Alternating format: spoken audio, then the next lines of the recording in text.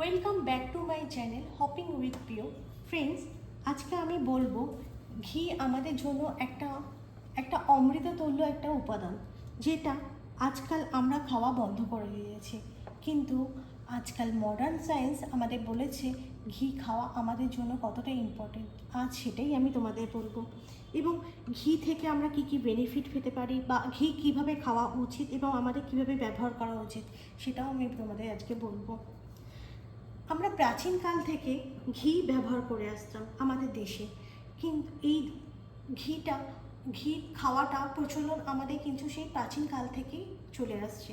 হঠাৎ করে আমরা কিন্তু এই ঘিটা খাওয়া বন্ধ করে দিলাম 1970 এবং 80-র দশকে। কিছু স্বার্থপর মানুষ তারা রিফাইন্ড অয়েল নামক বস্তুটাকে আমাদের দেশে বিক্রি করার জন্য তারা বলতে শুরু করলো ঘি খেলে আমরা নাকি মোটা হয়ে যাব, আমাদের হার্টের প্রবলেম হবে এবং এটা আমাদের শরীরে অনেক ক্ষতিকারক। সেই জন্য আমরা ঘি খাওয়াটাই এবং রান্নাঘর থেকে ঘি নামক শব্দটাই আমরা কিন্তু ঘি নামক জিনিসটাকে আমরা কিন্তু বাদ দিয়ে দিয়েছি। কিন্তু মডার্ন সায়েন্স প্রমাণ করেছে আজকে এই রিফাইন্ড অয়েলগুলোর মধ্যে না তো আছে তার কোনো গুণ, না তো আছে তার কোনো টেস্ট, বরং এটা আমাদের শরীরের জন্য অনেক ক্ষতিকারক। সেই জন্য কিছু মানুষ অনেক বেশি স্বাস্থ্য বা হেলথ কনসিয়াস, তারা কিন্তু অলিভ অয়েল মতন এত দামি একটা তেলকে কিনে থাকে। তারা হেলথ কনসিয়াসের জন্য তারা কিন্তু খাবার খেয়ে এই তেলটাকে ব্যবহার করে থাকে। কিন্তু এই তেলের থেকেও আমাদের ঘি কতটা বেশি ইম্পর্টেন্ট আজ আমি তোমাদের সেটাই বলছি। ফ্রেন্ডস, ঘি কিভাবে তৈরি হয়? দুধের ওপরে যে মাখন থাকে, সেই মাখনটাকে গরম করার সময় যে সোনালি এবং তরল পদার্থটা থাকে, সেটাই আমরা কিন্তু জানি ঘি বলে।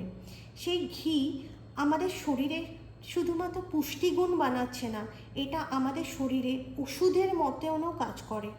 এই ঘি শুধুমাত্র আমাদের শরীরে ভেতরে ওষুধ হিসাবে কাজ করে না, আমাদের শরীরে বাইরেও সেই কাজটা করে থাকে। কিন্তু কিছু কিছু মানুষ আছে তারা বলতে থাকে ঘিয়ের মধ্যে স্যাচুরেটেড ফ্যাট থাকে এবং এটা খেলে নাকি কোলেস্ট্রল বেড়ে যায়, হার্ট অ্যাটাকে হওয়ার প্রবণতা অনেক বেড়ে যায়। তো সেই জন্য ডক্টররা আজকাল ঘি খাওয়াটাই আমাদের খাবার থেকে একদম বাদ দিয়ে দিয়েছে। কিন্তু তোমাদের আমি বলি, ঘি খেলে কিন্তু কোনো রকমের হার্টের প্রবলেম হয়ে থাকে না। ঘির মধ্যে স্যাচুরেটেড ফ্যাট থাকে, সেটা হচ্ছে SCFA বলে একটা স্যাচুরেটেড ফ্যাট থাকে, যেই ফ্যাটটা আমাদের শরীরের জন্য ক্ষতিকারক না, বরং সেইটা আমাদের শরীরে ফ্যাট কমাতে সাহায্য করে। কিন্তু এই অলিভ অয়েলের মতন এত দামি তেলটা খাওয়ার সময় কিন্তু সেটা থেকে আমরা কিন্তু সেই গুণগুলো পাই না, বরঞ্চ আমরা ঘি খেলে আমাদের শরীরে কিন্তু অনেক বেশি উপকার পাই।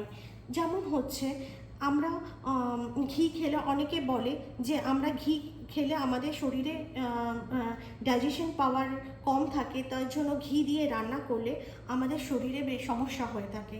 কিন্তু আমি তোমাদের বলবো ঘি খেলে আমাদের কোনো ডাইজেশনের কোনো প্রবলেম হয় না, বরঞ্চ ঘি দিয়ে রান্না করলে সেই রান্নাটা আমাদের জন্য অনেক শরীরের জন্য উপকারী। শুধু তাই না, ঘি দিয়ে আমরা অনেকেই আজকাল বলি আমাদের সুগার লেভেলটা বেড়ে যাচ্ছে, তার জন্য কিন্তু আমরা অনেক কিছু এটা ওটা ওষুধ খেয়ে থাকি। আমি তোমাদের জানাই কাঁচা ঘি যদি তোমরা খাবারে দিয়ে খেতে পারো, তাহলে কিন্তু তোমাদের ব্লাড সুগার লেভেল অনেক বেশি কম থাকে। ঘি দিয়ে কোনো খাবার বানালে ফ্রেন্ডস, আমরা জানি যদি কোনো তেলে কোনো কিছু রান্না করা হয়ে থাকে, অনেক সময় আমরা ওই খাবারটা যখন দেখি তার কিন্তু খাদ্যগুণ কমে গিয়ে থাকে। কিন্তু ঘি দিয়ে রান্না করলে তার খাদ্যগুণ কিন্তু কখনোই কমে না, বরঞ্চ ঘি দিয়ে তার খাবারের গুণটা অনেক বেশি বেড়ে যায়। কারণ হচ্ছে ঘিয়ের স্মোকিং পয়েন্ট হচ্ছে 250 ডিগ্রি সেন্টিগ্রেড, কিন্তু সেই তুলনায় একটা তেলের কিন্তু স্মোকিং পয়েন্ট এত বেশি হয় না। সেই জন্য ঘি দিয়ে যে কোনো খাবার আমরা যদি বানিয়ে থাকি, তাহলে কিন্তু সেই খাবারের গুণটা কিন্তু সেই খাবারের মধ্যেই থেকে যায়। কিন্তু তেল দিয়ে কিন্তু সেই খাবারটা আমরা বানাতে গেলে আমাদের সেই খাবারের গুণটা নষ্ট হয়ে যায়। অনেক সময় আমরা জানি যে ডিপ ফ্রাই করার জন্য রিফাইন্ড অয়েল ইউজ করে থাকি, কিন্তু ঘি দিয়েও ডিপ ফ্রাই করা যায়। কারণ হচ্ছে ঘিয়ের স্মোকিং পয়েন্ট হচ্ছে 250°C। সেই জন্য মানে ঘি দিয়েও কিন্তু আমরা যে কোনো খাবার ডিপ ফ্রাই করেও খেতে পারি, তাতে আমাদের শরীরে কোনো ক্ষতি করে না। ঘি হচ্ছে খুবই সহজপাচ্য। অনেকেই হজমের সমস্যার জন্য আজকাল ঘি দিয়ে খাবার বানানো কোনো খাবার বন্ধ করে দেয়, কিন্তু আমি তোমাদের জানাচ্ছি ঘি এতটাই বেশি হালকা একটা ফ্যাট, তো সেটা দিয়ে যদি আমরা কোনো খাবার বানিয়ে থাকি, সেটা কিন্তু আমাদের শরীরে কোনো ক্ষতি করবে না, বরঞ্চ সেটা আমাদের শরীরে অনেক হেল্প করবে। ঘি খেলে আমরা কী কী গুণ পাচ্ছি বা ঘি থেকে আমরা কী কী বেনিফিট পাচ্ছি সেটা আমি বলছি। ফ্রেন্ডস, অনেক সময় আমরা শরীরে খুব ক্লান্তি বোধ করি বা আমাদের শরীরটা অনেক বেশি দুর্বল লাগে, তখন যদি আমরা ঘি খেতে পারি তাহলে কিন্তু অনেক বেশি এনার্জি দেবে। যাদের হার্টের প্রবলেম থাকে তারা কিন্তু ঘি খেতে পারে, এবং যাদের এনার্জি নষ্ট হয়ে থাকে তাদের জন্যও কিন্তু, যারা মানে এক্সারসাইজ করে বা তাদের জন্য কিন্তু এই ঘি খুব ইম্পর্টেন্ট।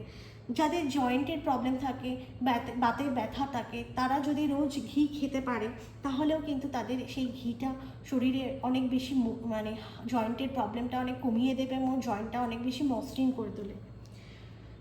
যাদের হরমোনাল প্রবলেম থাকে তারাও কিন্তু ঘিটা খেতে পারে, এবং যাদের স্কিন ডিজিজ থাকে, বিভিন্ন রকম স্কিনের সমস্যা থাকে, তাদের কিন্তু এই ঘি খাওয়াটা খুবই ইম্পর্টেন্ট। এবং ফার্টিলিটি পাওয়ার বাড়াচ্ছে, ডিপ্রেশনের মতো সমস্যাকেও কিন্তু ঘি অনেক বেশি হেল্প করে। তো তোমরা বুঝতেই পারছো ঘি কতটা বেশি ইম্পর্টেন্ট। এবার আমি বলি ঘি কিভাবে তোমরা বাড়িতে রাখবে। আয়ুর্বেদ বলছে ঘি যত পুরনো হয় তত বেশি কিন্তু এর গুণ হয়।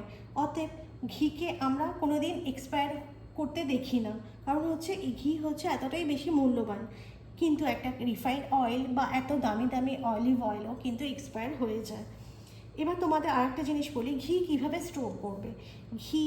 আয়ুর্বেদ বলছে ঘিকে স্টোর করার জন্য কোনো কাঁচের শিশিতে এয়ারটাইট কন্টেনারের মধ্যে সূর্যের আলো থেকে দূরে রেখে ঘি যদি রাখা যায় তাহলে কিন্তু ঘি অনেক দিন পর্যন্ত ভালো থাকে।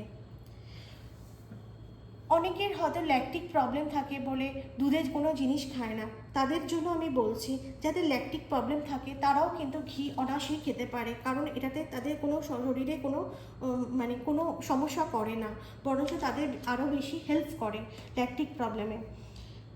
আমরা ঘি কিভাবে খাবো ফ্রেন্ডস, আমি প্রথমে বলছি ঘি খাওয়া উচিত আমাদের 2 থেকে 4 চামচ। সেই ঘিটা কিভাবে খাবো, ভাতের সাথে ঘি মিশিয়ে, ডালের সাথে ঘি মিশিয়ে, রুটির ওপর ঘি লাগিয়ে এবং শাকের মধ্যে ঘি দিয়ে বা কোনো সবজির ওপর 1 চামচ ঘি মিশিয়ে, এইভাবে কিন্তু আমরা ঘিটা খেতে পারি। তুমি ঘিটাকে দিয়ে কোনো কিছু ডিপ ফ্রাই করতে পারো, কখনো ফোড়ন দিতে পারো, কোনো কিছু সবজি বানাতে পারো, রান্না করতে পারো, যা খুশিভাবেই তোমরা কিন্তু ঘিটা ইউজ করতে পারো। শুধু ঘি খেলে এতটা বেশি গুণ দিচ্ছে তাই নয়, ঘি দিয়ে কিন্তু আয়ুর্বেদিক ওষুধও তৈরি হয়, মানে ঘি এতটাই বেশি মেডিসিনের মতন কাজ করছে। প্রাচীনকালে আমরা কিন্তু ঘি দিয়ে প্রদীপও জ্বালাতাম, সেই জন্য ঘিকে বলতো মানে দিব্য। অতএব তোমরা বুঝতেই পারছো অমৃতের মতন একটা এত ইম্পর্টেন্ট জিনিস যেটা আজকাল আমরা আমাদের রান্নাঘর থেকে একদমই বাদ দিয়ে দিয়েছি। এবার আমি তোমাদের বলি ঘি শুধু খেলাম সেটা তো আমরা বেনিফিট পেলাম, কিন্তু ঘি দিয়ে আমাদের শরীরের ওপরে কী কী লাভ দিচ্ছে আমি সেটাই তোমাদের জানাই।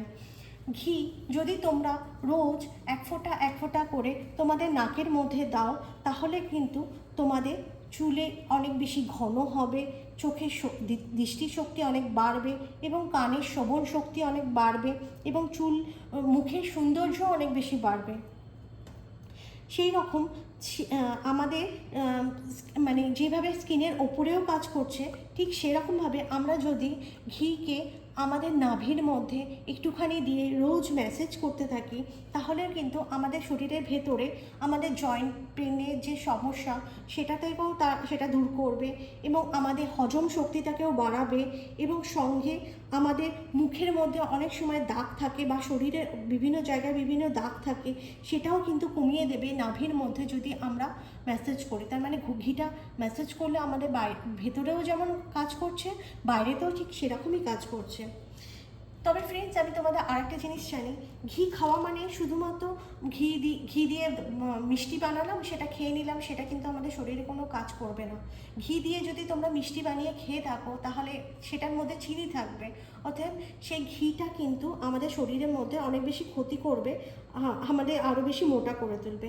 তাই তোমাদের আমি বলবো যে ঘি যখনই খাবে সবসময় কাঁচা খাওয়ার চেষ্টা করবে, কারণ ঘি কাঁচা খেলে তার গুণ কিন্তু অনেক বেশি থাকে। তবে তোমাদের আর একটা সাবধান করে দিই, ঘি যখন খাবে তখন কিন্তু দই খাবে না, কারণ দই আর ঘি একসঙ্গে খেলে সেটা কিন্তু আমাদের শরীরে কোনো ভালো কাজ করে না। সেই জন্য যেদিন তুমি দই খাবে সেদিন তুমি ঘি খাবে না, যেদিনকে ঘি খাবে সেদিনকে দই খাবে না। ঠিক সেরকম ঘি যেদিনকে খাবে সেদিনকে মধু খাবে না, যেদিনকে মধু খাবে সেদিনকে ঘি খাবে না, কারণ হচ্ছে ঘি আর মধু একসঙ্গে আমাদের শরীরে বিষক্রিয়া করে।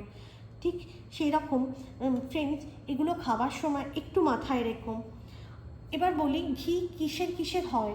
ঘি তৈরি হয় গরু, মোষ এবং ছাগলের, এইসব গরু, মোষ, ছাগলের যে কোনো দুধ থেকে কিন্তু ঘি হয়ে থাকে। তবে ঘি, সবথেকে ভালো ঘি হচ্ছে পুরনো প্রাচীনকালে যে পদ্ধতি আছে, সেই পদ্ধতিতে যে ঘিটা তৈরি হয়ে থাকে সেটাই কিন্তু আসল ঘি হয়ে থাকে, মানে হচ্ছে এঁটু ঘি, সেটাই কিন্তু সবথেকে বেশি ইম্পর্ট্যান্ট জিনিস। ফ্রেন্ডস, আজকে তোমাদের বলে দিলাম যে ঘি আমাদের জন্য কতটা বেশি ইম্পর্ট্যান্ট।